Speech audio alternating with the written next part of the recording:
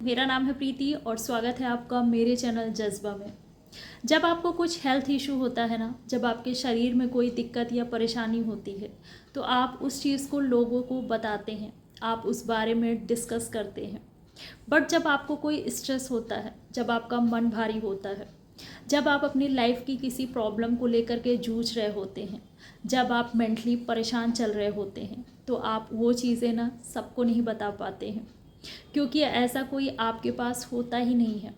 कहने को तो आपके पास काफ़ी लोग हैं, आपके रिलेटिव हैं, आपके घर वाले, आपके अपने हैं, फ्रेंड्स हैं, बट उन सब से आप अपने मन की सारी बातें नहीं कह सकते हैं, क्योंकि कह ही नहीं सकते हैं।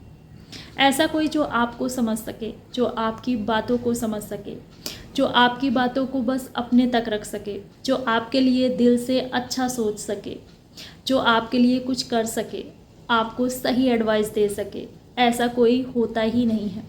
इसलिए तो लोगों की लाइफ में इतना स्ट्रेस और इतना अकेलापन है।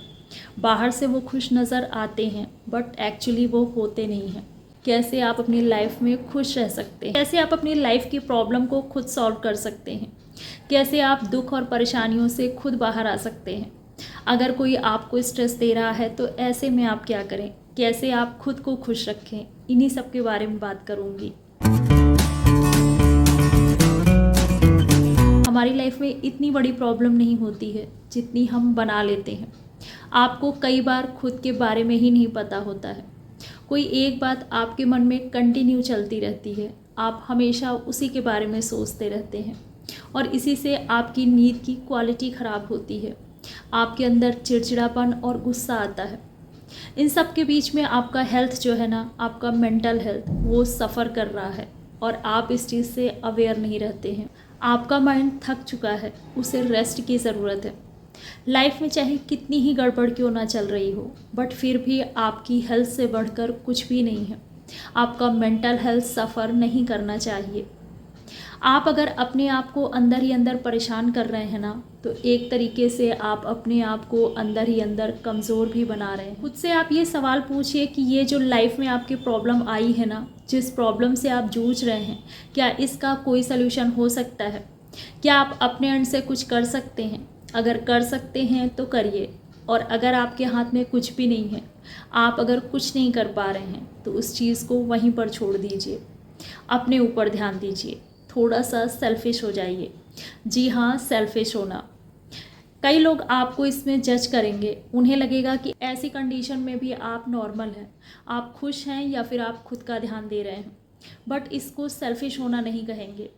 खुद का ध्यान देना कभी गलत नहीं होता है। अपनी हेल्थ को इग्नोर करते हैं ना, तो एक नई प्रॉब्लम आपके सामने आ सकती है, आप एक नई मुसीबत में पड़ सकते हैं। वो प्रॉब्लम जो आपके लाइफ में चल रही है ना, वो जैसी आई है वैसी ही चली जाएगी, बट आपकी लाइफ में एक नई प्रॉब्लम की एंट्री ज़रूर हो जाएगी अगर आप अपने मेंटल हेल्थ का ध्यान नहीं रखेंगे, अगर आप अपने फिजिकल हेल्थ को इग्नोर करेंगे। अगर किसी रिलेशन को लेकर के प्रॉब्लम है ना, तब भी आप खुद से पूछिए कि क्या वो इंसान आपके लिए इतना ज़रूरी है? क्या उसके होने के बाद भी आपके लाइफ में आप अकेलापन फील करते हैं? क्या ये रिलेशन आपके लिए हेल्दी है? क्या उसे आपके इमोशंस की परवाह है या नहीं? हर जगह बस आपकी गलती निकाली जाती है।